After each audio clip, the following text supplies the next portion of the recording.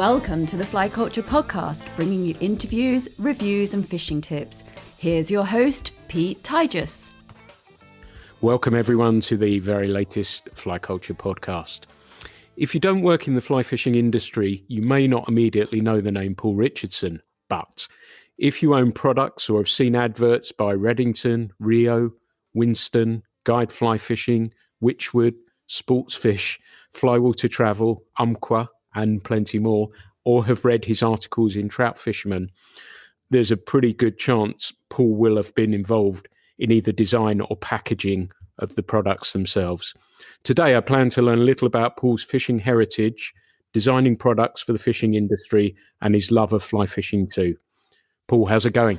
Good, Pete. You?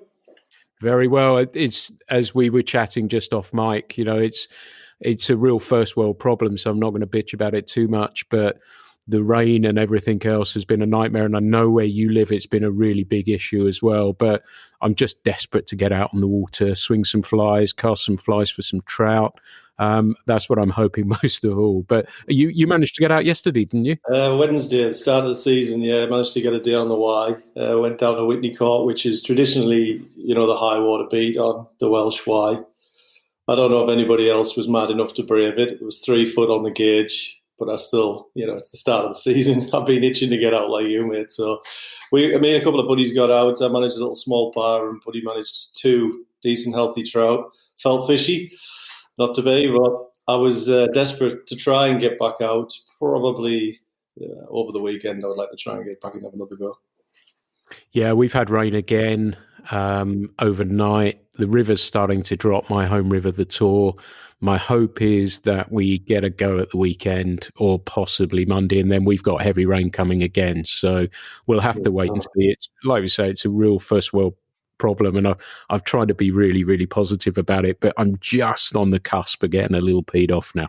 Yeah, it seems like fortunately the northern part of the country, in Scotland, haven't been hit quite as hard. So hopefully, that's good for them. But on my local rivers, the Severn, the Wye, the Dee, in particular the Wye, the highest level for 200 years ever. So 200 years, sorry. So you can, that kind of gives you an appreciation of how big they've been. Yeah. Yeah, and I'm surprised your river drops so quickly as well. Does the Wye drop really quickly? Not so much. It's not necessarily the dropping. It's some of the tributaries that just spew kind of the chocolate milk. That's always the problem. The same on the Severn. The Severn you have to have really low water and sustained lack of water just to get any kind of clarity to be able to fish it. So it's not normally the levels. It's usually just the clarity that kind of does you over that. Yeah, I think I tried to fish, or I fished it once, upper Big Swear on the, the passport scheme thing, and that really suffers if there's rain. There's a trib, would it be the mono or something, puts a lot of water in there? Yeah, the mono, the Ifron, kind of, unfortunately, quite a lot of the Welsh big rivers run over, the tributaries run over farmland or around farmland, so that unfortunately is a direct catalyst of dirty water. Right. So tell us, where are you based now, Paul? So we've got a sense that you're relatively close to the Welsh rivers. Are you just on the borders there? Yeah, Shropshire. So I'm living in Shrewsbury now after coming back from Canada and the States. Originally, prior to that, was in Birmingham, where I worked for Wychwood for 7 years. And obviously originally the Northeast, as you can probably tell. Yeah. And did you fish up there? We're going to come into your heritage. Of course, yeah. The Tyne and the Wear and those sorts of rivers, you cut your teeth on those rivers. Yeah, the Wear is my home water. Still have a huge affinity for that river. Would love to get back there and fish it more. There's the case, the case. It's always the way. You never quite manage to get back as much as you would like. The Tyne, not so much, actually. Because I definitely kind of started off as a trout fisherman. That's where I was, and the Weir was obviously, a great little playground for that in my youth. And the Weir is comparable to the Tyne. I don't know that I've fished the Tyne actually once, I think, or twice, but the Weir is regarded, whether that's true or not, more of a sea trout river, isn't it? Yeah, it is. Yeah, and it has been probably for the last 10, 15 years. In my youth, I remember it being, a pretty prolific little salmon river, and there's still a good back end run in that river. It's obviously like everywhere, it's suffering. They all are. But you can see the data for yourself. You can look on the fish counts and at the fish pass at Durham, and some years it's a 20,000 fish river. So obviously we can't distinguish between the sea trout and the salmon there, but it gives you a good perspective of the anadromous fish that are running that river. That's the sport that we all go after. Yeah, that's phenomenal numbers. I've spoken before about my little home river, and the total catch of salmon last year was about 84, I think, something like that. So I don't know if the catches are 10% of the run or whatever it is. I don't know, but I'm hoping it might be a little bit better. It's what keeps me coming back for more, I have to say. If there's fish there, you can be caught. I'll put in those hours for that pull, and we'll come on to this a little bit, because I know we've talked about steelhead and nearly hooked up. I say nearly hooked up, that we nearly saw you on the North Umpqua while you were busily emptying it steelheads, and we were steelhead, and we were getting our asses kicked. And it's so close to meeting you guys.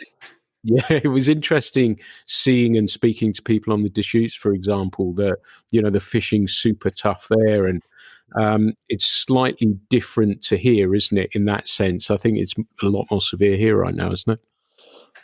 It depends on the system, obviously, and where and what we're talking about. I think every anadromous fish around the planet is probably suffering. That's just the nature of the beast of a growing worldwide population, and the effect that man has on that environment. I mean, I get asked quite a lot what causes that, and there is no simple answer to that. If there was, we would probably try to rectify and fix it quicker. It is tough out in the States. I know that some runs are suffering badly. It's quite tough for me to kind of really have an understanding as well on which is the right direction to go, because the US are so anti-hatchery, and over here in the UK I now hear that we're trying to get back on that train and really push that program. And there is some conflicting viewpoints out there between the two industries, and I really feel like as an industry we need to get better refined at what actually is the right approach, and all shout from the same direction. Because everything that's happening in the States, they're blaming hatcheries for the decline of wild fish, which, there's plenty of evidence to support that. And over here, we're crying out for hatchery programs because we've seen such a decline in wild fish. So, until we get the answer there on which is the right approach, it's really difficult to kind of say what is causing all of this is the main catalyst for it. It's interesting. Again, coming back to my home river, and I sit on the committee of our river thing for some strange reason, but I sit on that, and they talked about hatcheries, but they have spent more time removing barriers for the fish so that they can get up the river. And whether that's worked or not, I don't know. Where I was fishing previously further up the river, I was catching salmon in March, fresh silver salmon in March. So my own little looking at it in my small little way, that fish were coming up the system quicker. I don't know, but I wonder if even us, we will be looking at that at some stage. I don't think it's right now, but it may be something we'll consider. And last year we had a terrible sea trout run, yet, I think we caught as many salmon on the river as sea trout, yet I think it was 84 salmon last year and 250 sea trout. And that's not heavily fished for them as well. So they sort of came back, and I think they were getting up the river quicker. So I don't know if that, it feels to me in my own little way that it has, the access has actually helped the fish. I suppose its numbers of fish is the big issue as well, isn't it? That there aren't so many. It's an interesting point, that, because sometimes as well the salmon is the king of the river. So if he's in there, he's going to push the sea trout out of the normal lies. And if there's not as many salmon in there, you're going to catch the more sea trout if you're fishing for salmon, just because if they're not there, they're going to nestle in there. You see that in the States with Chinook and steelhead. If there's a big run of Chinook one year, the steelhead don't lie in the typical runs. They'll sit right in the head of tail outs, they're right in the top of the riffles. They'll sit in places because the king's pulling them out. So I wonder if there's a little bit of that going on between the salmon and the sea trout as well. So when those numbers are down on the salmon, the sea trout find the nice little spots that the salmon would usually take. It's an interesting kind of topic to chew on. Yeah, that's really cool. We could go down a real wormhole with this as well. But let's bring it back then. I'm going to throw your first question at you. Steelhead or salmon? Steelhead. That's a tough one. That's a very tough one. But like many people, fishing for me is as much about the experience of where I'm at. And honestly, Pete, British Columbia, the Pacific Northwest as a whole stole my soul. And it's just as much about where I'm at as it is what I'm fishing for. If I could catch Atlantics in the Pacific Northwest, that might be a much tougher question. But, the grass is always greener. And how would you compare them when you've hooked, let's say, 12-pound steelhead and a 12-pound salmon? How would you compare them as fish and how they fight comparable to each other? Yeah, they're very, very similar. Very similar. The cockfish, or the bucks as we call them in the US, they fight deep and hard, and it's tug of war. Whereas the henfish, they go mad. And steelhead are exactly the same. A steelhead's a little bit more like a sea run brown. And I know that people say if you could get, the sea run browns up to the 20, 30 pounds, like they do in Patagonia over here, we probably wouldn't fish for salmon. We would just be fishing for this sea run brown. So yeah, that's a tough one. I think they're very, very similar. It depends where you're fishing. I've fished some incredible rivers, such as the Thompson which is a tributary of the Fraser in BC, and they were, unfortunately, because that system's now closed due to lack of numbers. They were the strongest, or quoted as being the strongest strain of steelhead in the world because of the water that they had to negate to get to. They have to go up a pass called Hell's Canyon, which you only have to see to even question how a fish can even get up that. And these fish were crazy fighting fish. And that is the single hardest fighting fish I've caught on a fly rod, is a BC Thompson steelhead. And since you've come back to the UK, have you applied, I suppose you could look at it both ways, have you applied ways that you would fish in the US for steelhead, and when you were fishing for steelhead, ways that you fish for salmon for steelhead? Definitely. More so, I would say, from the steelhead fishing back to the UK. I do think in the UK we suffer a little bit from tradition, in that everybody wants to catch a fish in the traditional way of, a longer floating line. And I'm talking salmon here, and obviously swinging the fly. The longer belly lines, the mid belly lines, and a nice long leader and a small double. But unfortunately, that isn't just going to cut the mustard sometimes when you're really needing to change your tactics. And I go up on the tear, and I have a good friend, Andy Gunn. He calls me the Skagit man, because the tear for me is perfectly adopted to that kind of tactic where I don't want to fish the top foot of water. I want to be fishing 3 or 4 foot. It's such a big river. I want to be getting down as deep as I possibly can to try and get in amongst the fish. And we have to over here adopt a lot of these American tactics, I think, because those guys are centered around catching fish. It comes from all the guides and living on the water day in, day out. They really, really know how to change and adopt their technique based on the situation of the fishery as they arrive at it. That's it. That's definitely what I took away, and potentially as well, even try to do a little bit of floating and hitching for skating and hitching flies. That is also an under-resourced technique as well in the UK, particularly when we're suffering from low waters like we have the last couple of years in the summer. Strip and sun rays. I know they've been popular in the past, but really getting after that kind of tactic is certainly a fun one. If you ever get one on it, you would definitely fish it more. I must admit, I caught salmon over here on intruders early season, and I've sort of regressed a little bit. That I've gone back, and I did the same. I fished in Oregon, as you know, back end of last year, and I fished traditional patterns there and caught steelhead on them. And I've taken to fishing. I just think they're so beautiful. Things like the Lady Caroline, and these flies are just so stunning. But trying to fish them in a more progressive, modern way. So it's going to be interesting this year. My wife Emma fishes them, and just says, "Well, yeah, I'm going to tie this on," and she ties on a Bauer, and boom, it goes. Yeah. And she catches fish, which is fantastic. So I'm going to try and fish those a whole lot more. Early season probably will be the intruders and stuff like that, and your mow tips and bits and pieces like that. And fish those and see how we get on. But one of my favourite sayings about salmon fishing is, one of the things I love about salmon fishing is the tradition. One of the things I hate about salmon fishing is the tradition. Mm-hmm. And I guess we've got to adopt and try different things now, haven't we? With fewer fish to play with, the step, mend type thing isn't always going to work now, is it? Well, I mean, there's some days where that will be the successful tactic that will catch you many fish. But if it's not, try something different. We have, I mean, I read in your Fly Culture magazine, it's not the fly, it's the way you fish it. And I totally agree with that.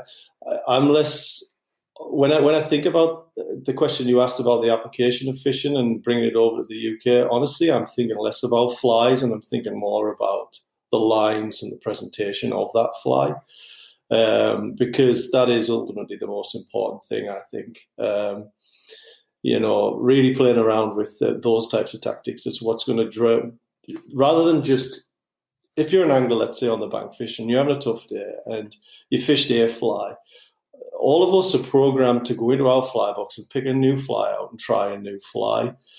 I would encourage people to try a new tip rather than trying a new fly. Keep the same fly on, fish it another 6 inches to a foot down and see if that does you more favours. I think it's getting into that mentality that the US guides really bring to anybody who's coming onto their fisheries, versus, again, like you said, our tradition. And it's our tradition that's been built around that, because in the past, when you fish long belly silk lines, let's call it, on a 15-foot rod, you didn't have the option to play around with different depths. You only had the option to play around with different flies, and they might have delivered a little bit of different depth, but really not much.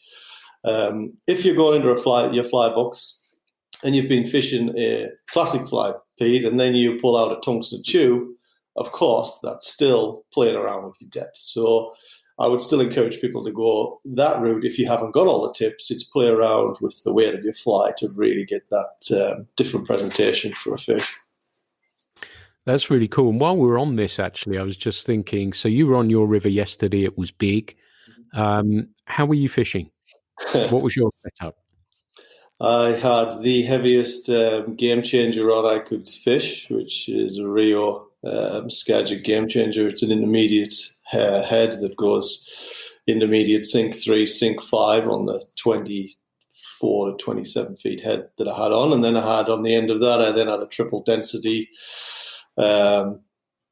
connect core tip on the end of that was 5 inches, 6 inches, 7 inches. And then on the end of that, I had a long leader and a heavy fly. And it's brutal fishing. It's hard work. At the end of the day, my shoulders were just off constantly playing that game of fighting the wind. It was pretty windy out there as well, which is always it's a good way to start the season anyway, Pete. It certainly blew off the cobwebs. But it can be it can be tricky fishing it, because fishing swinging in the inside edge, especially with flood, when the river's got 3 foot of water in it, you're wading where you would normally be, walking down the bank, and there's fresh vegetation. So your swing might not be as long, but it's getting you in the zone faster, and you're fishing a little bit of a different water on that farther edge than you would normally be.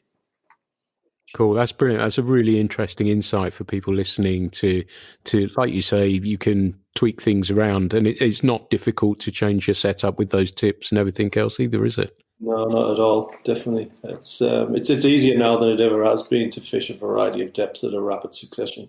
Yeah. And that game changer is a really good line, actually. I fished it out in BC and was really super impressed with that. Yeah, when you're wanting to dig it in deep and dig it in slow, especially with those big fish at this time of year, cold water, they're not as mobile as they will be once the temperature hits, that higher temperature in the water column. At the minute, they're still hugging the bottom, and you want to get it down as close, particularly if you've got dirty water as well. there was probably 2.5 foot, 3 foot of visibility, which I'd say is absolutely perfect. I love that kind of. I think that aggravates a lot of strikes with salmon because it enters their vision window in a much shorter cycle. They have a shorter time to react, and steelhead as well. A shorter time to react, and that snap-second decision is what I think catches us fish. Yeah, brilliant, absolutely fantastic. Well, I think that was really cool. Let's go back to the beginning then. So, how long have you been fishing now? That's a good question. Since I was very young, my dad took me. Interestingly, off mic, we were also talking about the state of the still water industry and where that is in the UK. But I grew up and I started on still water, and that's where I really feel like, if we do lose these still waters, we're going to lose a huge facet to our entire industry. And my dad took me to a little trout pond just off the weir. I think I was either 8 or 9. I'd have to ask him to quote that correctly. And we fished with a standard float rod and a tin of sweet corn, and had something like 50 stockies that were around 12 inches. And from then on in, I've been a fisherman. Yeah, and you knew immediately that dug in deep, and that was it. Basically, you knew that was for you. I think my dad knew quicker than I did. Yeah, I think they can certainly tell when you're having a right ball, and I just loved catching fish, and ended up from then on in probably pestering him to take me every week. But it was moving from that to the rivers that were very difficult. But my dad had done that when he was a young kid. And moving from a tin of sweet corn under a float, he taught me how to ledger a worm. And fishing, I was probably so unproductive, but felt like you were. And fishing flat water, slack water pools with a ledgered worm. And then the industry really changed when we went to, I think it was Grasshome Reservoir. Oh, sorry, not the industry. My fishing and my dad's fishing changed when we found out you could pump air into worms and lift them off the bottom with syringes, which seems pretty archaic now. But and then from there, just spending time on the river, I met a couple of young guys that were also around the same age as me, fishing on the rivers, and they were fly fishing. And immediately, I just wanted to have a go of that, because as a youngster around that, 10, 11, on the river, causing mischief, moving around and fishing is right up your kind of street, rather than sitting still and ledgering a worm. So I taught myself to fly cast on a field with a rod, and started off my elementary kind of school of fishing on 6 to 10 inch trout, which I think is the best way. Yeah, perfect. And so with that fly fishing journey starting, was there anyone who played a significant part? Was your dad still involved with that part of it? Was he a fly angler, and he's a fly angler and got you involved in it that way as well? And no, it's funny. It's the other way around. I'm still trying to convince him to turn to fly fishing and be a fly fisherman. I've spent the last 30 years trying to get him to do that. I would say some of my biggest, what's the word?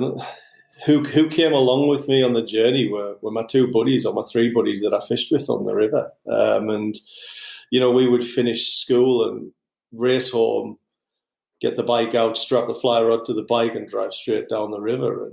And when you think about it now, at 10, 11, I would say, Mum, I want to be down the river at 7 o'clock. Can you take me? I'd have to drag my poor mum out of bed. She'd jump in the car. She'd drop me off down the river.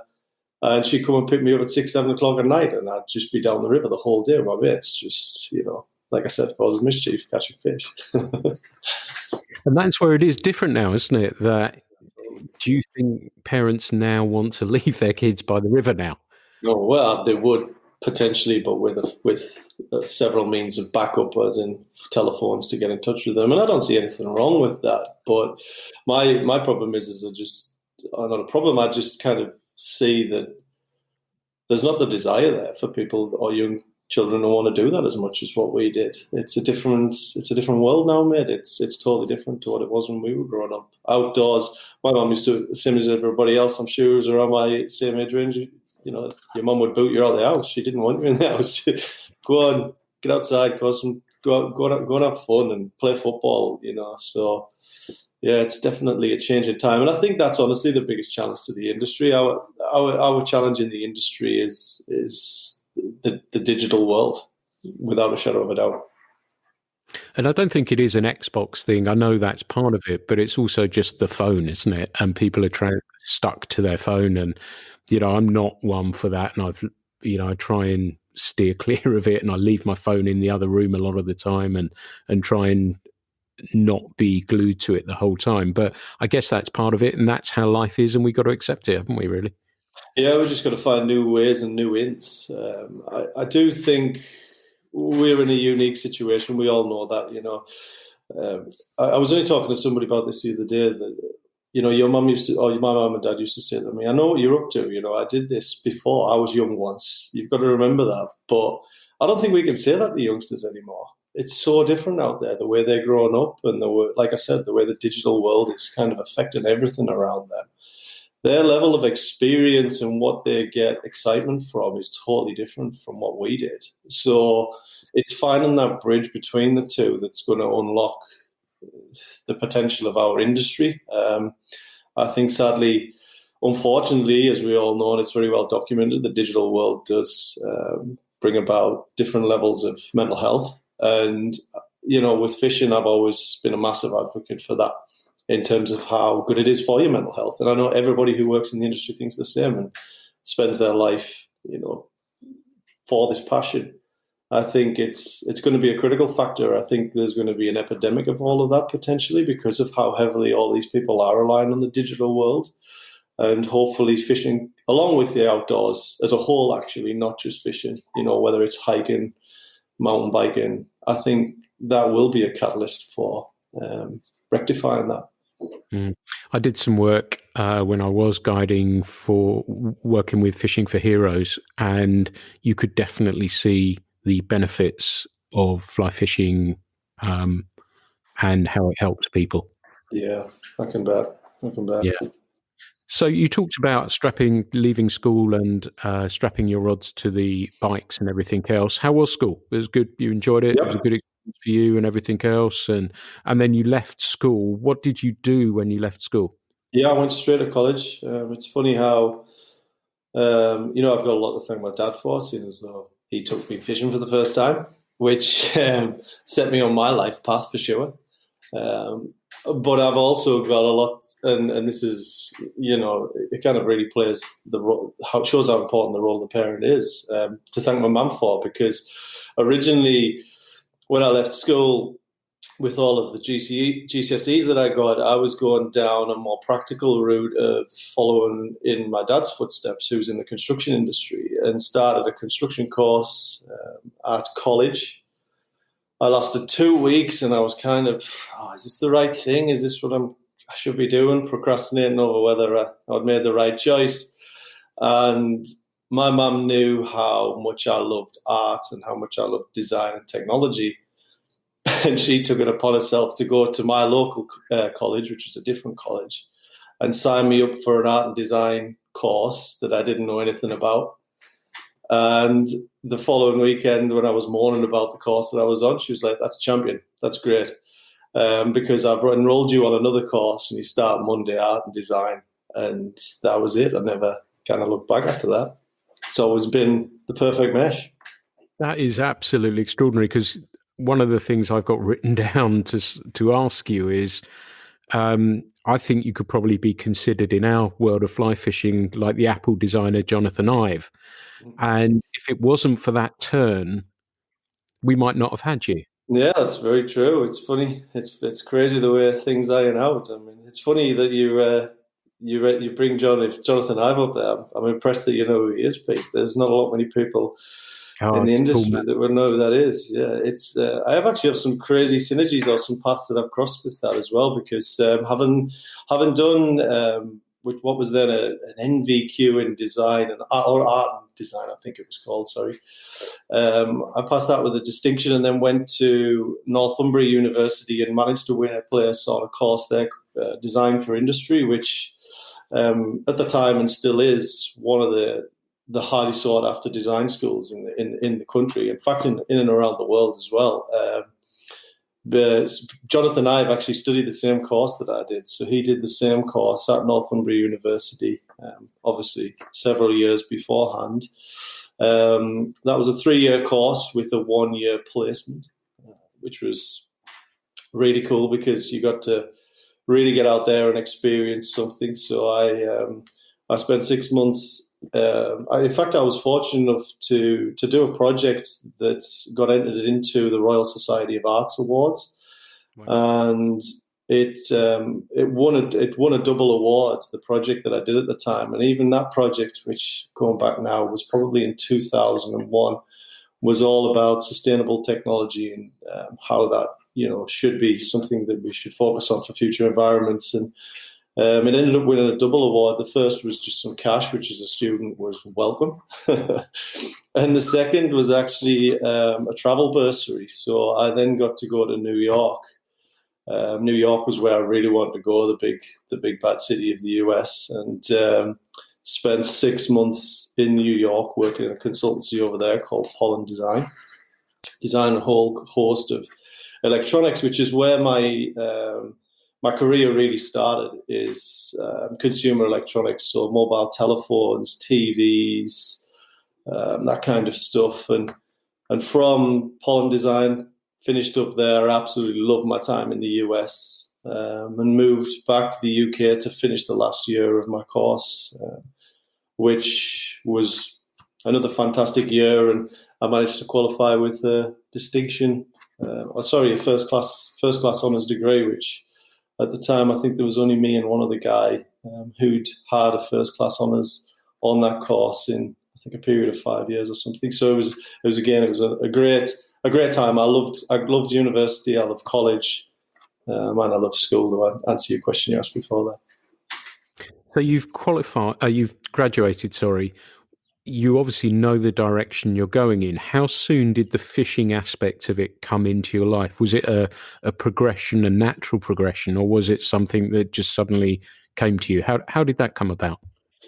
Yes, another pretty cool story again. I was fishing with my dad. So sorry, following on from having graduated, I then, having won the design award that I won, one of the guys that was on the panel who adjudicated it worked for a huge consultancy in London called Tangerine. And Tangerine at the time were a very, very, very popular design house that just finished working on a couple of high-profile projects. And also, Jonathan and I was working at Tangerine, or had been working at Tangerine. So he then left to go to Apple and started to make a name for himself with the iMacs, which I'm sure you remember, with the coloured backs, and the iPod, the first iPod, which I owned. I owned the first ever iPod. Yeah. I did, yeah. A brick of an iPod, but fantastic product all the same. And all the way through university, he was revered. Jonathan and I was like the god of design. So I ended up at Tangerine in London from 2000. When was that? I was from 2002 till 2007. So for 5 years, I was at Tangerine working on some fantastic projects. A great design house.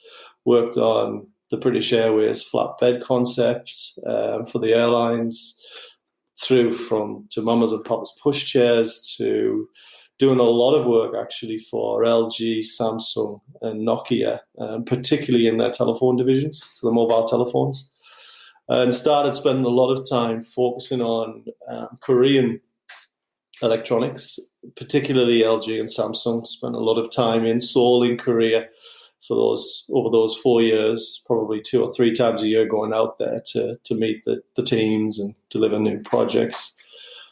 From there, then I kind of got to a point where working in a consultancy is fantastic for conceptual work, Pete, and you're basically hired by some of the biggest companies in the world to provide their in-house teams with inspiration, which sounds like a fantastic concept, and it is. But being a designer, I wanted to see my products that I was designing actually on the shelf and influencing people and really making a difference to whatever it is, they were supposed to deliver. And I was getting incredibly frustrated with supplying some of these major design houses with incredible ideas. And then maybe 18 months to 2 years later, seeing a Frankenstein of a design that was parts of yours and parts of somebody else's coming out to the market really, really started to weigh quite heavy on me. And I went back home and I was fishing with my dad on the weir again. He was ledgering a worm and I was fly fishing. And I can vividly remember it. We were on a section called the White Walls in the centre of Bishop Auckland. It's not a pretty stretch of river, but it's a good spot to ledger a worm. And he was sat there, and I'd already done a bit of fishing. And I came walking back over, and I'd said to my dad, I was like, I don't know why I don't design fishing gear. I should be doing that for a living because it's a perfect way to match up both my passions. I love design. I love doing everything I do with design, but I also love fishing equally as much. And I went back to work, and that was on a Saturday or a Sunday. I can't remember the day specifically, but I went back to work on the Monday in London. And I opened then what was the design publication, Design Week, or I think it was Design Week, or there was another one. I can't remember the name of it, escapes me. And I opened it, and in the job section, in the back of the job section, this is no joke, there was a job for the Wychwood brand manager. And I immediately got my portfolio together and sent it off. And I sent my CV off, and within an hour, they'd called me and said, can you come up by the end of the week? They were like, it's not very often we get an applicant that's quite as strong as what we're really, really after. And I came up and went for the interview. And unfortunately, actually, I forgot to mention that the job that I was going for was the Wychwood carp brand manager. So I wasn't going for fly fishing. I was just simply going for the route of fishing. And I thought, and I said this in my covering letter, I said, I'm an angler. I'll fish for anything. My passion is fly fishing. I've caught carp on the fly. But I would love to get into the industry, and I would love to be able to bring a difference to you guys. So they called me up, and like I said, they brought me up to what was then in Redditch, which were owned by Leader. So Leader with a parent company with other brands, Leader, MAP, Wychwood, 2XL. And got to the interview, and the guys who interviewed me, Paul Garner and Richard Taylor, both said to me at the end of the interview, well, this is great, and we love all of your stuff, but unfortunately, the job's already been filled. And I was like, right, you've just got me all the way up here from London to tell me the job's filled already. And they sat there with a big smile on their face, and they're like, yeah, but we have a new position that's just been available, and the Wychwood Fly brand manager is now available if you'd like to become the brand manager for Wychwood. And that was it. There and then I took the job. It took a little bit to sort out the salary and the terms, as it always would. Moving from London to Birmingham was it was a big step, Pete. Moving from the big city. I'd moved from New York. I'd moved from New York back to London, and I was a big city guy and felt like I was a big city guy. However, when I lived in London every weekend, my friends would be partying. I would party with them on a Friday. On a Saturday, I'd recover, because on a Sunday, I'd drive out the city and I'd go fishing. So every weekend, I was using the weekend to go fishing. And again, that was another reason. These two major kind of drivers, the project work wasn't quite manifesting the way I wanted it to, and I was leaving every weekend to go fishing. Made it the right call. And I actually was, again, a couple of weeks later, I was fishing with my dad, salmon fishing up on the river Terso, way up in Scotland, way up north. And Richard called me, and we finally agreed terms, and I accepted the job on the side of a Scottish loch, which was a pretty good way to do it. That's a sign, isn't it?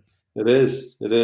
I was devastated that day because I had a Hardy Angel rod that I'd saved up for and spent 700 quid on. And just before I accepted the job offer, I was walking back down a steep embankment and I fell on it and snapped it in half. That might have been a sign from Wychwood as well. Yeah, exactly. Silver lining. It's amazing sometimes how your life takes directions, doesn't it? And sometimes the paths that you're offered aren't always as clear, or sometimes we don't always see them. But wow, that's a pretty clear line, wasn't it? That took you there. I've definitely been one of these guys that if an opportunity presents it, I take it. I'm not somebody that kind of sits and dwells on that type of stuff. And I think in this industry in particular, you have to be that. I've been fortunate to be involved in quite a few interview processes for jobs, and people in this industry, it's a lifestyle, it's a passion. We don't make as much money as what the guys do in the outdoor industry and the other industries, but we have an incredible job because I essentially sometimes get paid to go fishing, and that accounts for a lot of that. It's a great way to live and be. And it's very cool that you mentioned that about working in fishing, and it's a lifestyle, and it is, and it's a very small industry, isn't it? And we all know each other who have been in there a long time, and everyone is equally as passionate and loves it as much as they always have done. And it's really cool to see that and hear about that from somebody who's been in it so long. So, what year did you join Wychwood? 2000 and. Making my years, 2007. And that's because when I think I was first aware of the cool stuff that you were doing, you brought that reel. Was that you who did that? And there was some fly lines, and there was some there was all of a sudden some cool stuff, and people were talking, not that which were, they've been around many, many years, but people were saying, wow, this is different. And the reel particularly, I thought, wow, that's really, really interesting and different. And what was the brief with that, and how did you go about that? It's a good question. I mean, I have to hand it to Richard Taylor, who was my then product director above me. He gave me free rein, total confidence in what I wanted to bring to the market for the brand. And the True Fly SLA, as the reel you're talking about, a cassette system reel, and a cassette system reel was nothing new. It had been around for donkey's years. But I think what really fundamentally changed the Wychwood momentum was that reel. I'd actually been there a year and a half in the business. It took me that long to bring it to market. I'd say a typical project for me takes 12 to 18 months, potentially 2 years, to get to market, to do it properly. And the brief for that reel was me reading through some of the publications at the time, Trout and Salmon, Trout Fisherman, Total Fly Fisher. And I'd seen a review on some reels that Trout Fisherman and Robbie Winram had done. And I looked at the entire review process of those reels, and I can't remember which reel had one. This was at that time. And I started to realize that there was a code for all of this, and there is a way to actually make a really, really good product. And that is by going after these best in class and these best in tests, and really validating and proving out what it is you're going after and trying to achieve. So I looked into the cassette reel market, and obviously from my own fishing and my own experience of it, I looked at some of the key performance indicators of what that product were, and weight is always one of them. Particularly in fly fishing, like Formula One, weight is what we measure most of our performance levels on. And the other thing with the reel was the size of it as well. We were going through that trend where everybody was moving away from medium arbor into the large arbor, as we now kind of call it, and we know that it's so fundamentally kind of, it's just there now. We just expect that. But back then, this was still kind of a turn on that. And so I wrote the brief based on the parameters of what I'd read in that best in test, along with some of my own key performance indicators that I wanted to use and deliver for the project. And ultimately, we ended up creating, and I still remember the line, it was the largest arbor with the lightest, it was the largest in class and lightest in class reel. Each one of the three sizes that we did in the 5.6, the 7.8, and the larger salmon size. And incredible retail prices price point is always key as well. Not overpricing, making sure you just deliver exactly what should, so that the competition can't beat you, but the business can really sustain a good level of profit from that to keep obviously producing more great products. And that was the kind of magic window of all of that. And we launched it. It immediately picked up a whole host of consumer awards because it was $69.99 reel with 2 spare spools and a great package to boot. And that really, from that product, gave me the confidence then that, I do know that I'm not just a concept designer anymore. I am kind of seeing my reel. So from there, I would go fishing and I would see dudes on the bank and they would be fishing with my products. And that is an amazing thing. It's such a cool thing to have. It's kind of what keeps you going forward and keeps you driving on. That is deeply cool. And how did it feel when the reel came live? Did you, are you testing the product? Are you seeding the product? Are you getting feedback from people? And when that first hit the shelves, was there nervousness that people would like it, wouldn't like it? How were you feeling then? Yeah, the seeding wasn't quite as common. We had back in the early 2000s, before the whole influencer kind of world kicked off, let's call it. Or the digital world, let's just call it, because the internet is what drove all of that. You had a core selection of anglers. I had probably 4 or 5. Craig Bard would be one of those guys. Key anglers that I relied on their expert opinion on, and constructive criticism. I was a massive fan of constructive criticism. And you use those guys to help you and deliver it. But a fundamental amount of testing that was done on that was done by myself and my team as well that we had. I had a couple of young understudies as well that were also keen anglers, so getting plenty of time on that.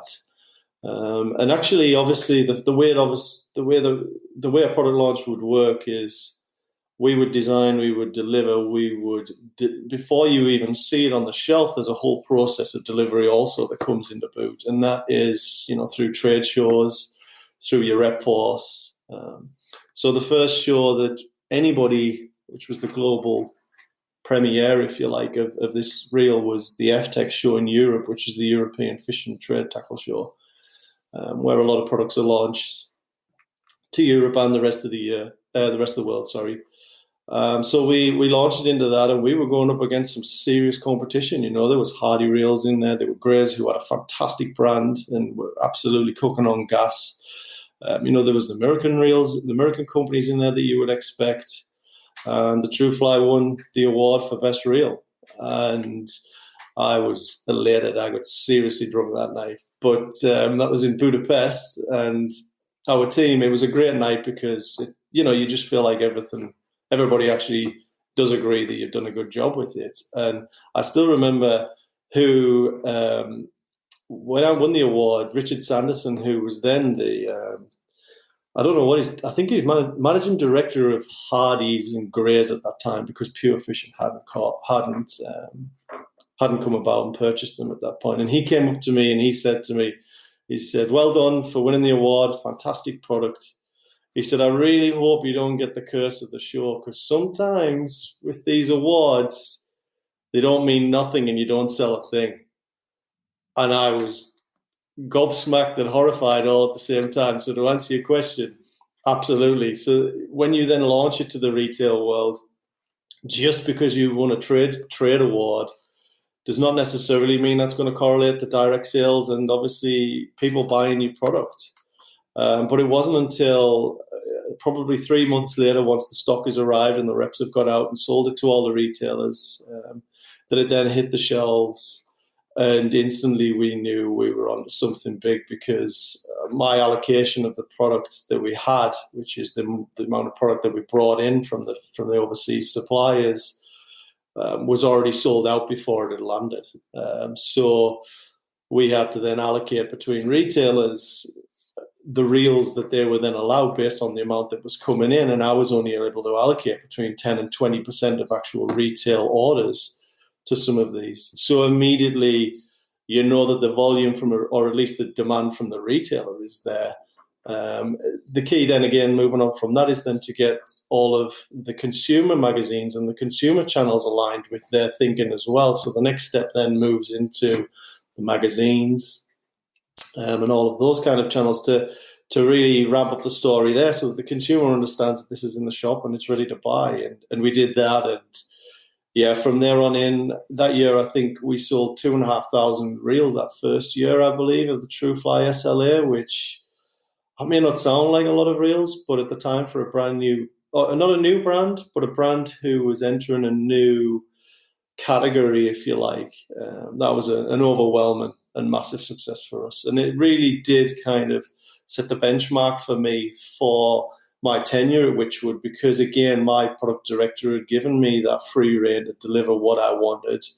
He'd invested a ton of capital. Those reels weren't cheap. They're around 25,000, 30,000 pound a reel to tool for.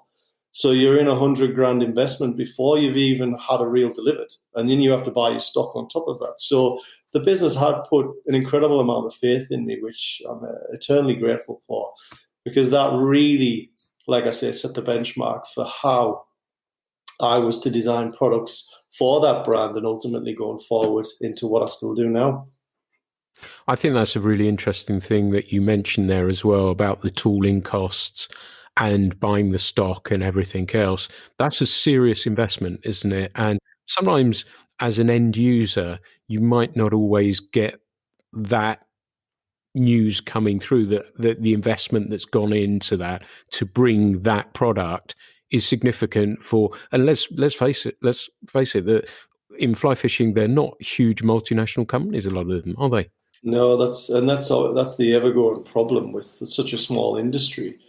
Those numbers and those capital investments don't change from industry to industry. That is a direct cost of what something like that costs to bring to market.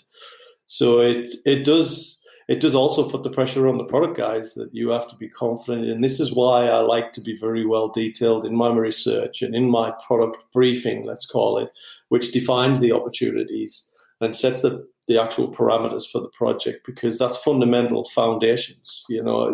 Like building a house, you have to have the right foundations, and those are the right foundations for bringing a market-leading product to market. Really interesting. It's fascinating for our listeners to get an insight into what goes into that and how much work goes into it as well. So it's not sort of drawing.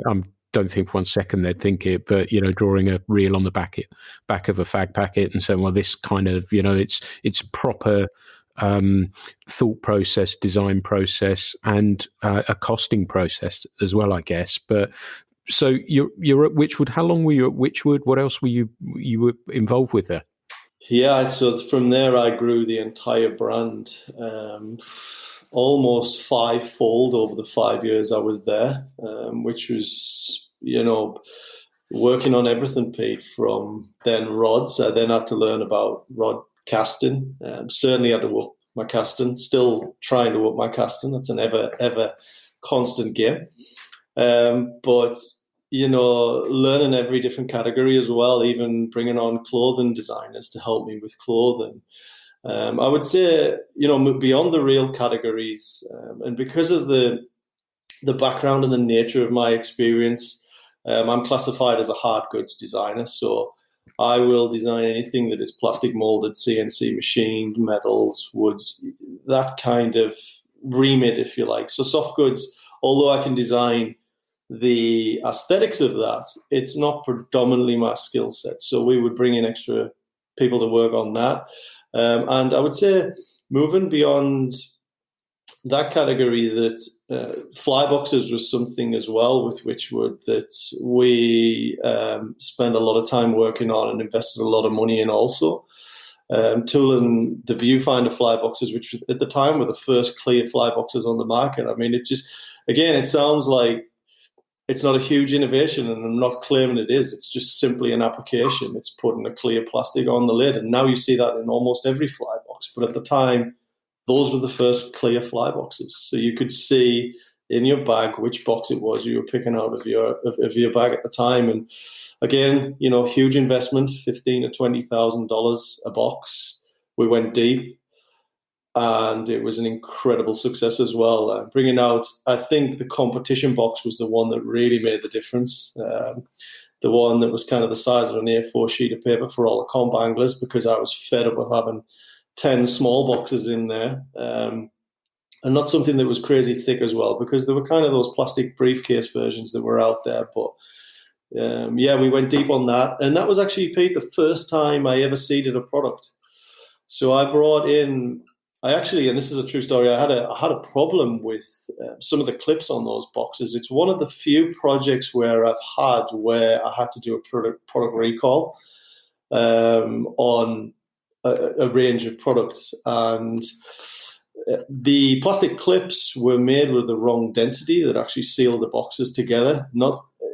Nothing to do with design, purely to do with sourcing and the vendor control there. And that meant that every time, or after several times of closing the fly box, the plastic clips that held them together would just simply shatter, rendering the fly boxes useless. And I remember having a tough conversation at the time about what we should do with that. Should we leave them and just let it ride and see what happened? And and so was the rest of the team. We were adamant that that wasn't the case and we shouldn't do it. So we did a full product recall, and I think we got something like, it was very early days we caught this. I think it was something like 150 boxes that were returned. And from that, I then simply replaced all the clips, which was a simple operation. Me and a buddy sat there 2 days and, became mini assembly guys and fixed these boxes. And then we then had 150 boxes that we then seeded to the entire industry to try and revamp what we thought was obviously a negative. And it was an overwhelming success. And again, just using that kind of process and that philosophy. And this was a time when Facebook was just starting to kick off. Instagram wasn't around at that time. But using those Facebookers and those bloggers, as they were at the time, to really help us pick up the wind again on that product that had suffered a little bit of a kind of kidney punch, if you like. Really interesting, because when you mentioned the viewfinders, I was going to ask and say about the competition box, and I bought one not as a stillwater angler, as a fishing guide. And so, because it had two sides, obviously, and so I could it was like the mother ship for my flies. So I'd take a smaller box during the day. I'd have dries on one side, nymphs on the other, if I needed to top up, and that lived in the back of my truck for a number of years. So again, another really cool, interesting piece that, again, you weaved your magic on. So it's funny because I have to interrupt you. That philosophy that you were saying there of how you use it as the mothership was then what born the next product in the range, which was then the fly patch, which was a small kind of clip-on fly patch system. It's funny how sometimes design and ideas are just organic. You design something new and you work on it, you build it, you put it out there, and then you receive, like I said, constructive criticism, feedback, call it what you like. And sometimes these ideas aren't mine. It's just they are organic processions of what should actually happen based on the evolution of that technology. Mm. So you've been at Wychwood, you're doing great things there. When did was Farbank the next move for you? How did that come about? And perhaps you can explain a little bit about that as well. Yeah, sure thing. I obviously work in the trade and work in a lot of the trade circuits. You make a lot of good buddies. All the brands are friends. All the brands are friends with one another and kind of drink with each other on an evening. And so you build up a real kind of great network of like for like people. And one of the guys that I always had a great affinity with was Mark Bale, who is what I consider to be the oracle of fly fishing. He is an absolute ambassador, advocate, call it what you will, for this entire sport. We owe him a lot. And I always used to like drinking with him. He's a good drinking partner. And there was one time we were at a Sportfish Redington show and drinking in the bar afterwards. And he'd said to me that there was a new position that had become available at Farbank for a reel designer for Sage and Redington. And I was the brand manager at Wychwood, and I kind of toyed with the direction of where I was going, because that was almost, I don't want to say a backward step, because I don't want to downplay that, because to move to Farbank, it's a great company, it's a great place the US to be linked with in any form or fashion, but to be a brand manager in control of everything from the marketing through to the product range, and to then go back to being told what I should be designing and really kind of only focusing on reels was a bit of a tough one for me. I didn't know whether it was the right direction for me to take. However, like I said, Pete, I've always been somebody that kind of just drives on opportunity. I don't really stall and stop. If there's something that presents itself, I'm going to at least test the water and try it and see, whether I should or I shouldn't do it. So I spoke to Katie, who's my now wife. I'd actually only been with Katie, I think at this point, 6 or 7 months. It was still kind of new. But I said I'd been asked if I was interested in a job out in the States and what did she think about it. And she was very nervous. My wife had, at this point, she'd never traveled really outside of Europe. She was a very, focused on European travel and loved European travel, but had never really done long haul and wasn't particularly fond of what the States, kind of meant to her. She didn't really want to go out to the States. So I spoke to Farbank and said, look, guys, if this is going to happen, I need to convince my missus just as much as me. It's not just about one person here. So I did a couple of telephone interviews with the guys, and they were like, we really want you to come out. We want to meet you. We want to see you face to face. We want to understand, what you're all about. And I said, that's fine, but you're going to have to pay for my missus as well. And they did. They were ever so good again. They flew us out to Seattle then. So this is in the Pacific Northwest, Washington State, right on the opposite side of the States, where Farbank are based and have their home headquarters for Sage. Farbank, just for your listeners, is Sage, Redington, Rio, and now Flywater Travel. So some incredible brands in the industry there. And they flew me out along with Katie, and it was horrendous. It never stopped raining. This was a November weekend, and I'm telling you, it rained from the moment we got there till the moment we left, which did mean nothing for my wife convincing her to move to the States. Everything she'd heard about Seattle at that point was true. I then went for an interview, and the Farbank interview process is pretty brutal, Pete. It's diligent. I'll give them that. You literally arrive, and it's probably a 6 to 8 hour process where you are interviewed by 6 to 8 people an hour at a time. Each one with a different topic and each one with a different direction of what they're hoping to ascertain. And I don't know if that's an American thing. I have no idea, because it's the only interview in America I've ever been for. So that might be an unfair statement to say it's Farbank. Definitely, it was a cultural difference for me going out there to that. Some of the meetings or some of the interviews that I had with 6 to 8 people went well. Some of them didn't. So I didn't leave there feeling like an overwhelming, I've got this job and this is awesome, I'm going to get it. That coupled with how Katie obviously felt about the whole situation kind of probably made me feel like it wasn't going to happen. And that was in November of 2000. So it'll be in 2012 in November that happened. I coincidentally didn't start with Farbank until July 2013. So that whole process of, getting somebody to get out there, it's a long, laborious way to go through things. And it's kind of unsettling at the same time, as you can imagine. But coming back from there in November, Katie and I had the conversation whereby we didn't think it was going to materialize, so we didn't really push after it. Farbank went through a big internal change. They changed their sales VP and a couple of other big changes whereby the Redington brand was then being separated from the R&D department, and Redington and Sage were going to have their own R&D departments as opposed to the job that I went for, which was going to be Sage and Redington Reel Designer.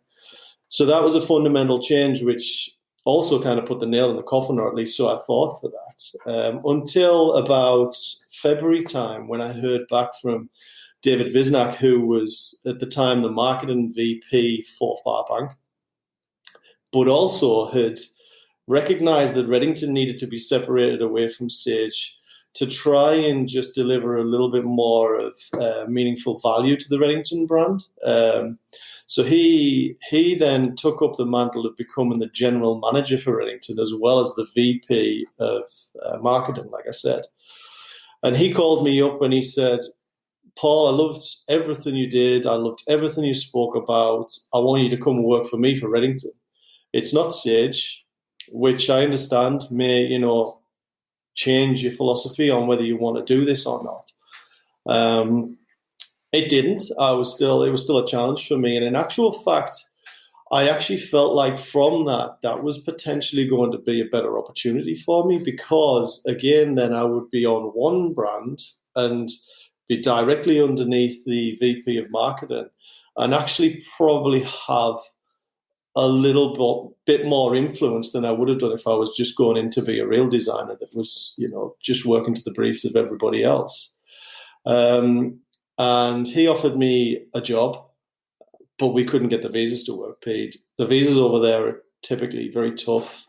If you're not married, your spouse cannot travel. If you are married, your spouse can travel and work there. Sorry, but can't work there for 5 years. So that again threw all of this into, again, it was just a constant cycle of up, down, up, down. And I decided at the time that there was probably only one way I could make this work, and that was to go on my own and set up my own company if they were interested in being my sole client on an exclusive retainer that I would only service them for. And I spoke to David Wisnak about this, and he was being a marketing VP. He was very kind of used to working with outside sourced help and outside sourced work, whereas the R&D department never would be, because the R&D department would deliver everything internally under a black box so that nobody would know the secrets of the trade. So he bit the fly. He was like, "Yep, I'm all in." He's like, "I realize we can't get you here. That's not your fault. There are not many people that can do this type of unique niche job. I think they'd advertised the role for 6 months and didn't even have any successful or even close to successful applicants for it. So all of that played into my favor of becoming, and I didn't even know what a digital nomad was at this time, Pete. They didn't even exist. But yeah, I was quickly on my path to actually becoming that. And I then started with Redington. My first day in the job was then ICAST, like I said, July 2013, 2014 potentially. Yeah, and that was where it all started. And it was a fantastic journey at Redington. Great time. Get Katie on side. Was that, or you just went on your own and then just sort of spent time commuting between Washington and the UK?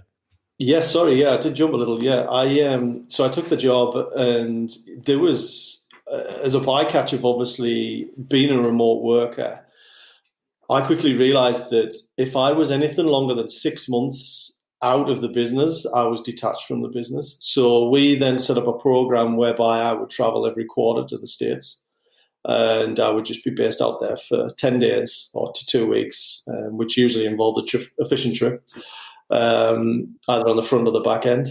And Katie could immediately see that this wasn't quite the world that she thought it was, having visited in November.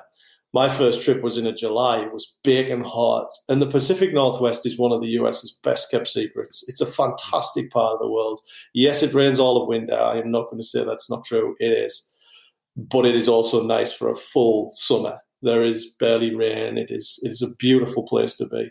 So I was coming home with all of these pictures and all of these experiences that Katie soon kind of was a little bit jealous of. I was thinking, oh no, have we made the right decision here?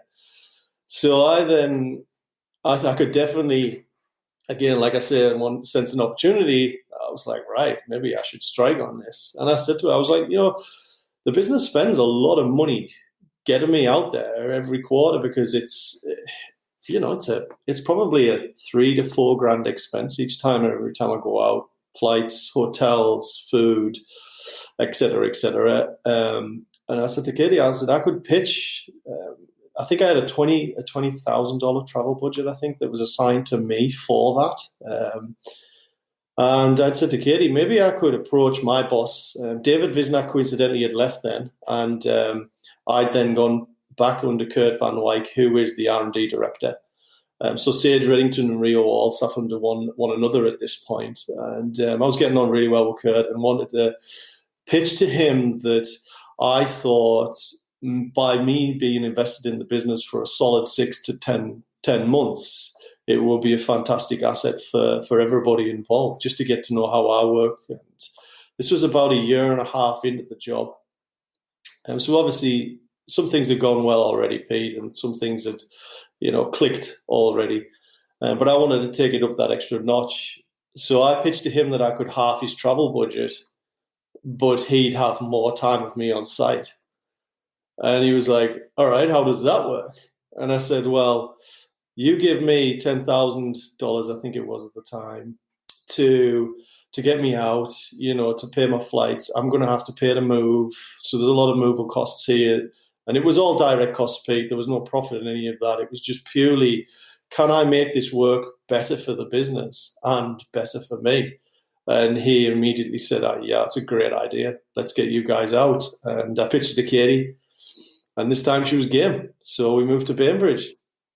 Awesome. That's an amazing story. I was thinking about the weather as well, though, but that must mean the steelhead fishing's good as well if you get all that rain and stuff. That's the bonus. That's definitely when it's good. But I was also pretty clever in that I made sure I aligned the travel dates with their summer. So we'd kind of been discussing this towards the back end of the year, and I said to Kurt, I'm not coming out until May.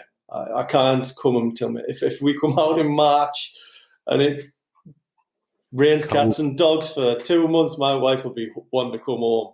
So, and if my wife wants to come home, that's a fail all around. I need her to settle into this environment because she's not going to be able to work. She's going to just enjoy the whole experience of what that travel was.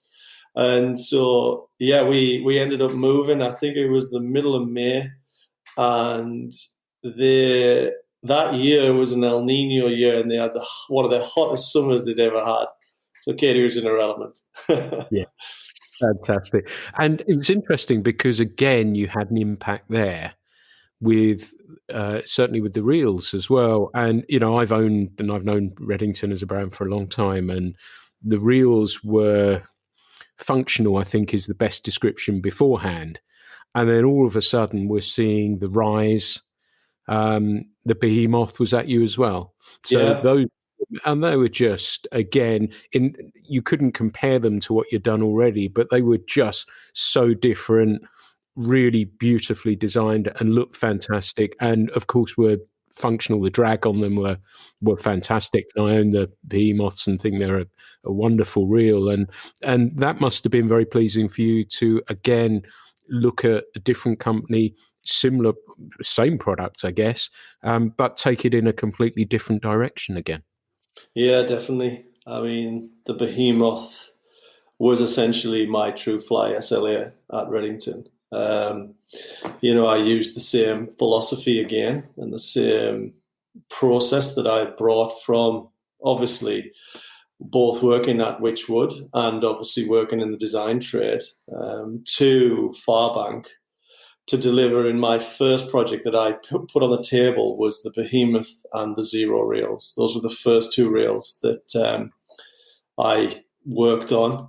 I did some rods that was coincidentally launched before those products because a rod has a 12-month timeline to market, whereas a reel and a new drag system has 18 months to 24 months, like I said. And in those reels, it was 24 months. So the first project I pitched to the R&D team was a reel, two different reels. I wanted to go after the click and pull market under $100, and I wanted to go after the strongest drag under $150. Those were my original product briefs that I'd defined from my market analysis that I use, again, from the design industry, product matrices to figure out where the gaps are in the market. And looking at the US market, that was great because it was a market I hadn't been involved in. So it was like coming straight back into a completely fresh new playing field for me. Looking at the entire industry as a whole, seeing where the gaps are. I pitched the Behemoth and the Zero. I genuinely probably believe that one of them would have materialized. because, again, we talk about those business overheads and what's assigned to them. There were 5 reels in the Behemoth and there were 2 in the Zero. So this was then a $250,000 investment. So you've almost got 2.5 times what the Wychwood one was. Put those reels on the table. Put those designs on the table. And I always work, again, Pete, when I'm working, even though I'm working in-house, I always work like a consultant in a consultancy. I always provide the formula for the success plan that I want to put together. But then beyond that, I always present concepts. I don't just go in with one idea. I go in with 3 concepts. I always position them today, tomorrow, and future. That's what I always say. Today this is what is de jure. This is the status quo. This is what you want to go after. Tomorrow is a bit of an evolution on that. And then the future is a revolution. So I position 3 designs that are in complete different positions that allow the business that I work for to really define which way they want to go and how they want to shape and how they want the business to be perceived in the marketplace. And with Redington, they went with the revolution, the furthest away concept, and that was the Behemoth. And the whole concept around the Behemoth was the strongest drag, but it was also utilizing, and I think this was what made the biggest difference from an aesthetic standpoint, is we really wanted to go after die casting as how can we personify and embellish that technology. Everything that had happened in the past with the die cast reel, CNC were obviously the premium. They were more expensive. They're more expensive to deliver. Therefore, they're more expensive on the market. It's a direct correlation. And CNC reels, obviously being tool-driven, as in subtractive manufacture, where a drill piece comes in and mills or turns that out. Lots of circular designs and quite actually constrained designs. But because that was the premium, the die-cast reels in the market, everybody was trying to make a die-cast reel look like a CNC reel. And I wanted to turn that on its head. I didn't want to downplay a die-cast, because there are things that you can do with a die-cast and a molded product that you cannot do with a CNC machine product. And I really wanted to go after this impossible form, I called it, that you could not achieve with a CNC reel. And it was blatantly obvious that it was something completely different. And that's how the Behemoth cross-spoke. We called it a radial linear language at Farbank. That's how that was born, and that's where that came from. It was, what can we deliver with this reel that we can't deliver with CNC? And from there, another very successful product for me. And in fact, I'd probably go as far as saying that the Behemoth reel is my kind of crown jewel, if you like, of all the projects that I've worked on. It's really interesting that you mentioned the drag of that reel as well, because, in the description, I bought the reels on the back of the drag and didn't realize that your design process was to bring such a strong drag as well. So it definitely has worked, and it is fantastic. How was that though, comparable to bringing the reel that you brought for Wychwood into a different marketplace, into the US for Farbank or Redington?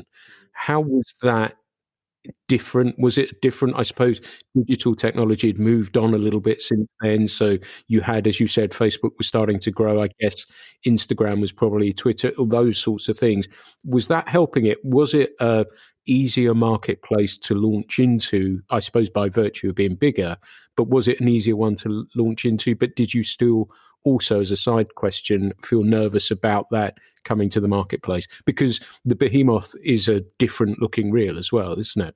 Yeah, definitely. One of the brand managers that I worked with at Redington, Josh Preston, we both said that we think the Behemoth hit a perfect storm, and so did the Zero, because we'd not only defined the price point that we wanted to hit at, which was absolutely on the money at $119 with the strongest drag in its class. Now, I say the strongest drag in its class, Pete. It's probably one of the strongest, and still is one of the strongest drags on the market. It's a clamp down system, so it delivers a high level of torque.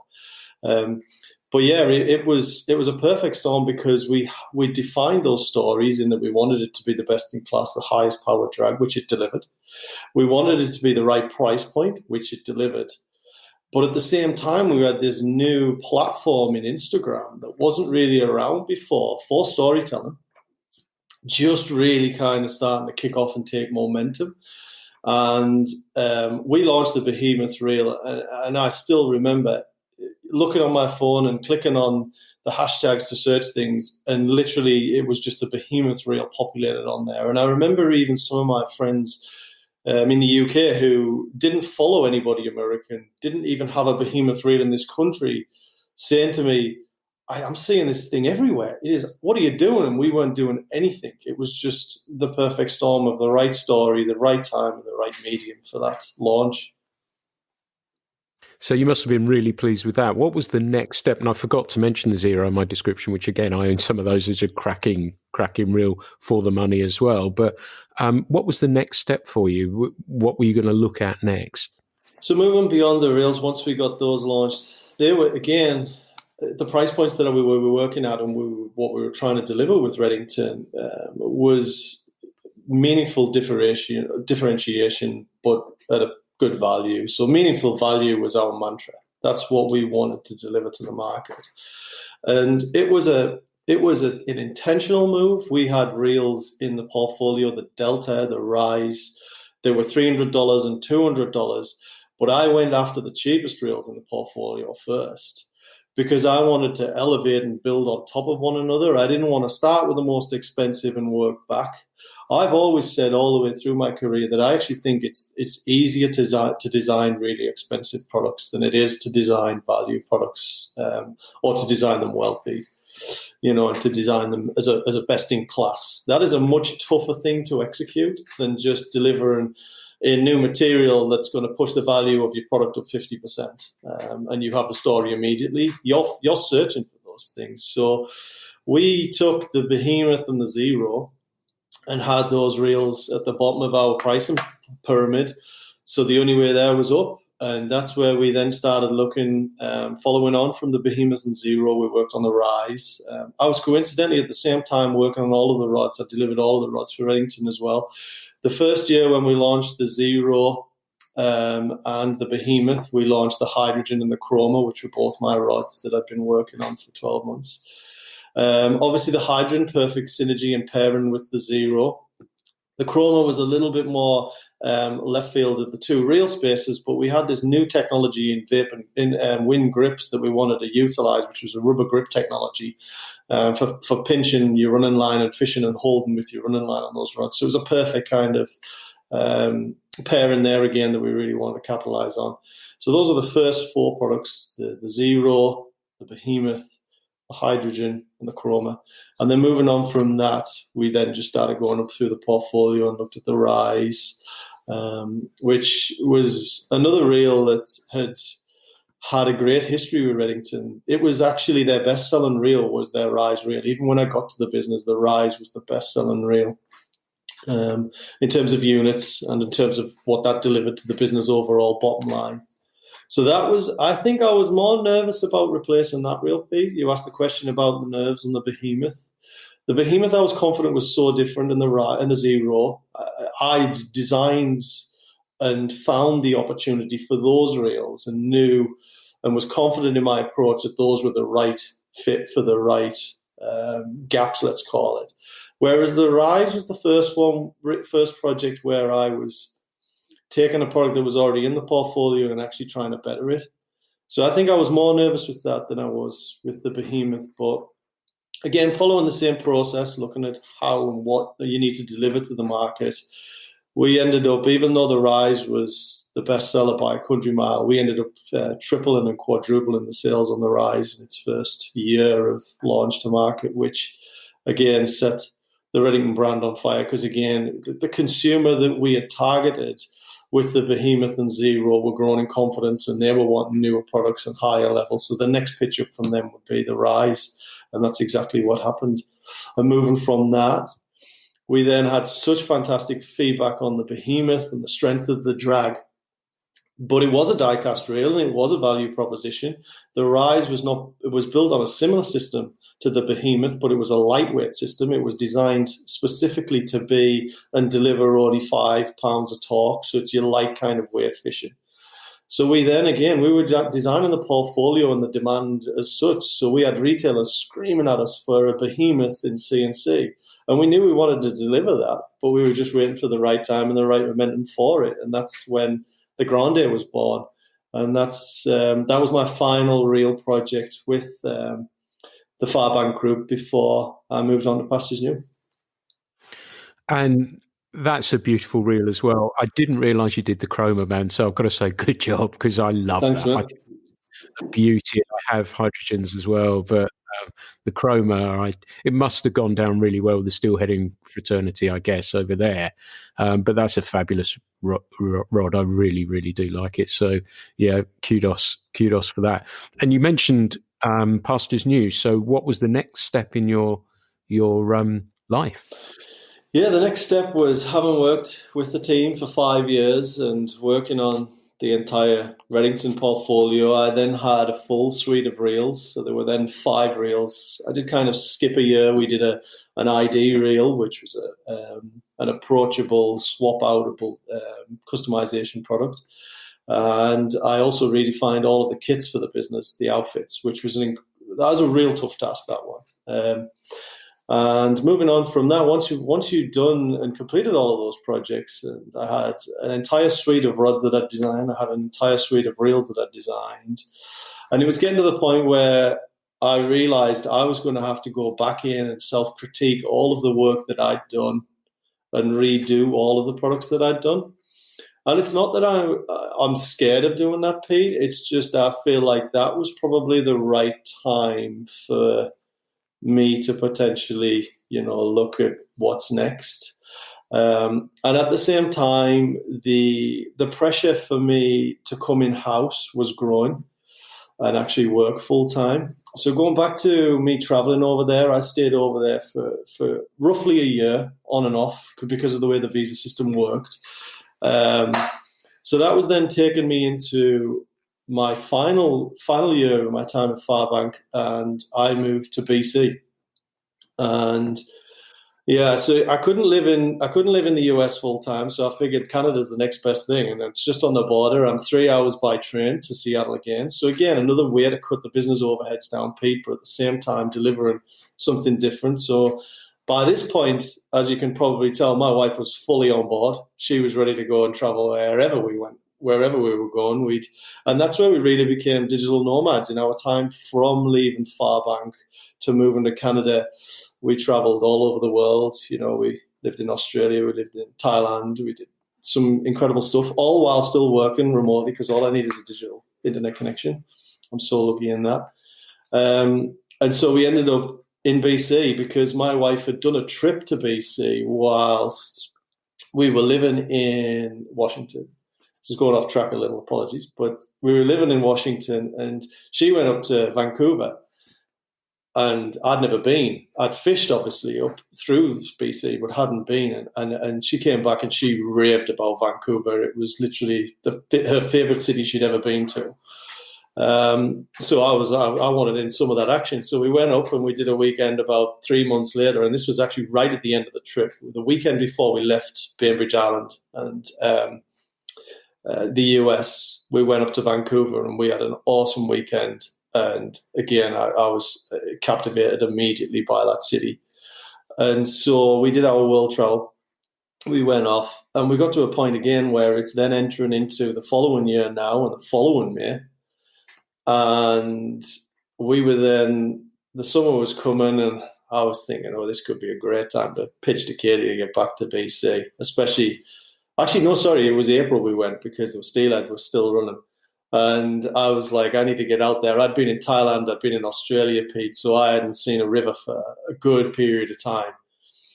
And I said to Katie, I was like, why don't we just play the same move again, but tell Farbank we're going to want to be based in BC instead, and I can be on a train 3 hours away so I can come down any day of the week.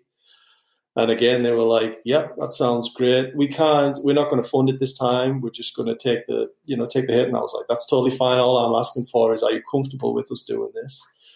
And they were. So that's how we ended up in BC that whole year, which was an incredible year. Definitely my favourite. Say again, sorry? Steelhead must have been a real pain for you. Oh, Pete, I mean, just being living in Vancouver and BC has a great car share scheme. I'm not even going to I could be an ambassador for their car share scheme. But basically, you just join online, Pete, and you can just pick up a car from the next street over, and it's $35 a day. Your fuel's included, and you can drive as far as you like. I mean, you can imagine for me what that was like, having had no vehicle, not being able to get to the rivers.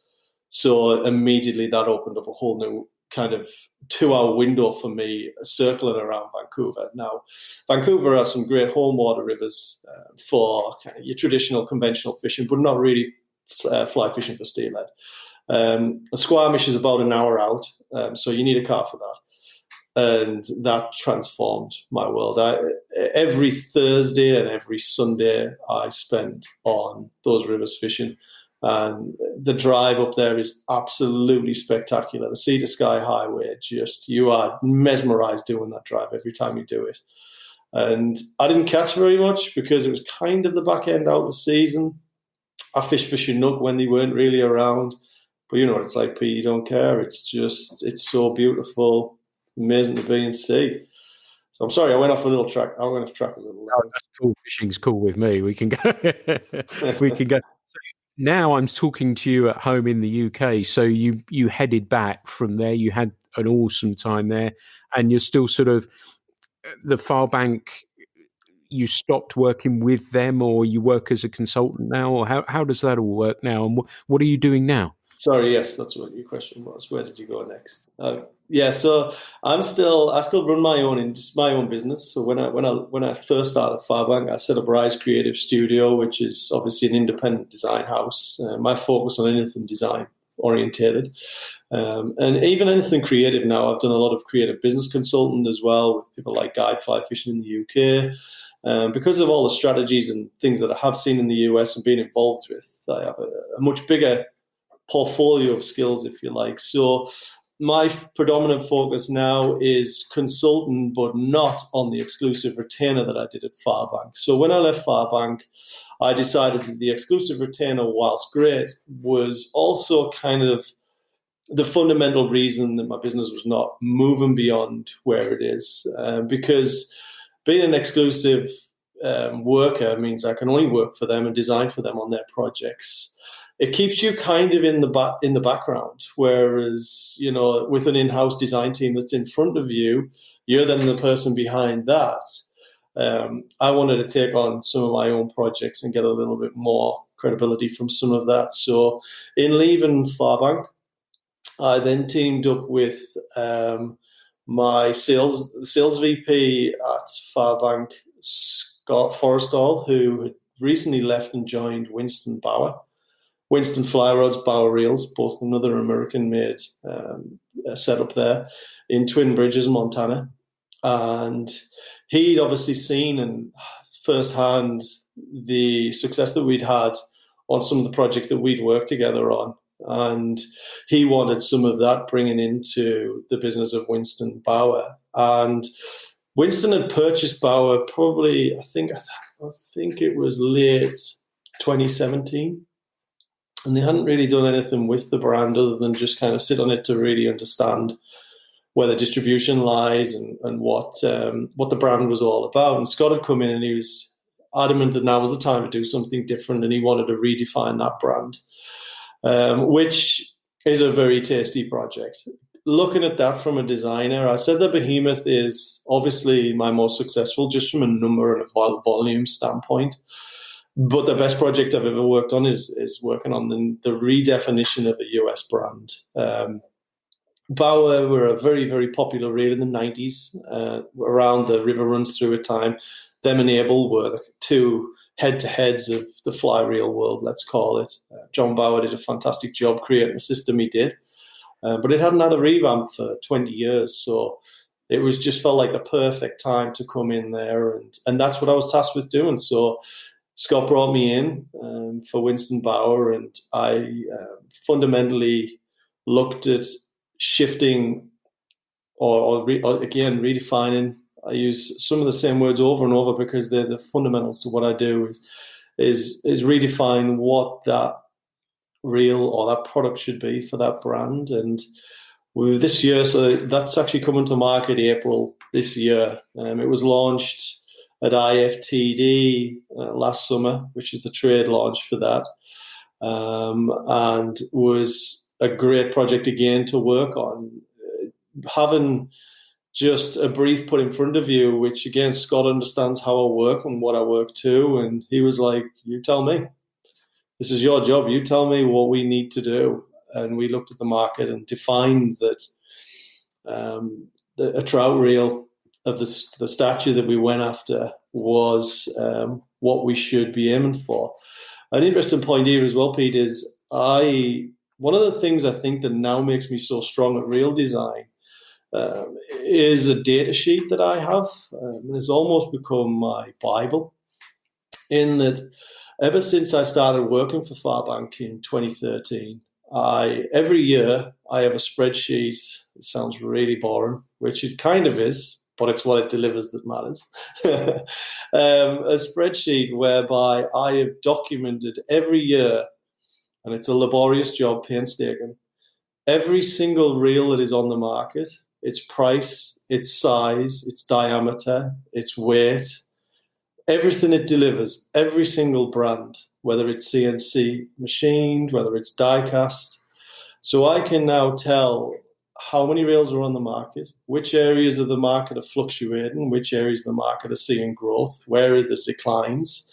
And we'd seen from our data sheets, when Scott and I looked into it, over the last 3 years, a huge decline in the focus of trout-specific CNC machined reels.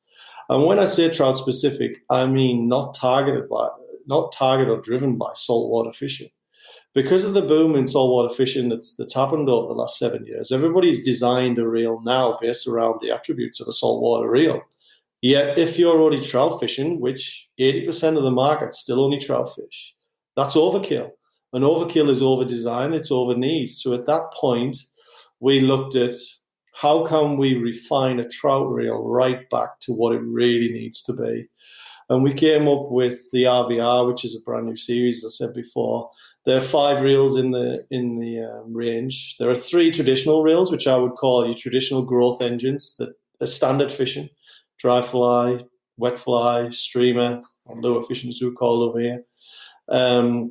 So the 2.3, a 4.5, and a 6.7, for example. But then within that range, we also wanted to introduce new reels that targeted hot growth areas. And they have 2 hot growth areas over there in the States. The first is micro spear, which Winston invented, even though the Sage 1 was probably the rod that gained the most popularity for trout spear. It was the Winston micro spear, the Bauer micro spear, that was the first rod that was ever designed for that. So we felt like, again, having moved from Farbank and Sage, we felt like Winston owned that and wanted to put that back on our radar, as you like, of people's mind space. So we have a special reel in that portfolio in the RVR that is dedicated for micro spear.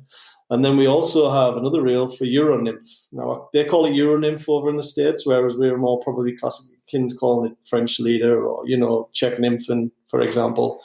They just call it Euro nymph. And so we designed a reel specifically for that as well. And each one has its own attributes and they're different. Even though they look similar, each one has a different feature set. And we launched those, like I said, at IFTD recently.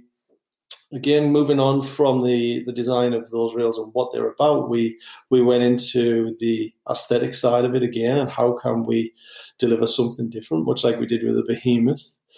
And although these are then CNC machined, we wanted to really go after the strengths of Bauer and their outsourcing of products. A lot of the key competitors like Abel, Ross, they machine everything, Hatch, they machine everything on their own turf, and that's a fantastic accolade. And it's a great system to have. The downside of that is you are limited to those machines that you've purchased, and you're limited to what that is. So we looked at, again, capitalizing on how can we turn this into a plus for this business, that we don't have our own manufacturing facility, but we do manufacture in the US. And we started doing some research into the technology of the machines. And traditionally, machined reels are machined on 3, 4, or 5 axis machines. And 6 and 7 axis machines are much less common, almost to the point of near non-existence. So we decided to go after that technology. And we designed the RVR reel with 6 axis machine technology. And as soon as you look at that reel, you can see there's something different about it, but you don't know what. And that is what it is. It's that it's not capable to be produced on a 4 or 5 axis economically for a product to resale on the market. So we really went after that technology again as a fundamental way of delivering something different. So as you can probably tell just from me saying all of that, it was another great project to work on that has brought me to pretty much present day peak. That's where I'm at now. We've just finished that, and it's due for launch April 1st. Fantastic. Well, many congratulations and best of luck with it. I hope it continues in a similar vein of success that you've enjoyed with the other designs that you've had. What are your plans for 2020? Are you looking forward to it from a work perspective, fishing and everything else? I am. I've recently found out I'm going to be a dad, so that's a big change this year. I'm not sure about the fishing as a result of that. Very excited though. Can't wait. But 2020 on a work front is, at the moment, it's in the black box. That's the one thing that's unfortunate for me as a designer. I can only talk about projects that I've completed. The stuff I'm working on right now is all NDA'd and signed up. But I hope that that's given you a flavour for the fact that when I say there's something pretty exciting coming, it's pretty exciting. I'm hoping to have it ready for IFTD this year. But that's a very thanks. Man. And we've talked over an hour and a half, and it's been really interesting to get an insight into the industry right at the very level of the tackle that we're using, how it's designed, the thought process behind it. And thank you for sitting down for all this time and talking to me about it. I think our listeners are going to find this really, really fascinating to listen to. And it's been really, really interesting. I've really enjoyed, as always, talking to you, Paul. And thank you for sitting down. Best of luck to you and Katie for your new arrival as well. I hope you have a fantastic time, and it won't be long before you're all fishing together as well. So thank you again. It's been an absolute pleasure to sit down with you, Paul. Thanks very much, Pete. Tight lines to you and all your listeners, mate. Good luck. Many thanks. Well, this is Pete Tigers. This is the Fly Culture Podcast. Thanks for listening. The Fly Culture Podcast is brought to you in association with Fly Culture, a quarterly print magazine. For more information, please visit flyculturemag.com. You can also find Fly Culture on Instagram, Facebook and Twitter.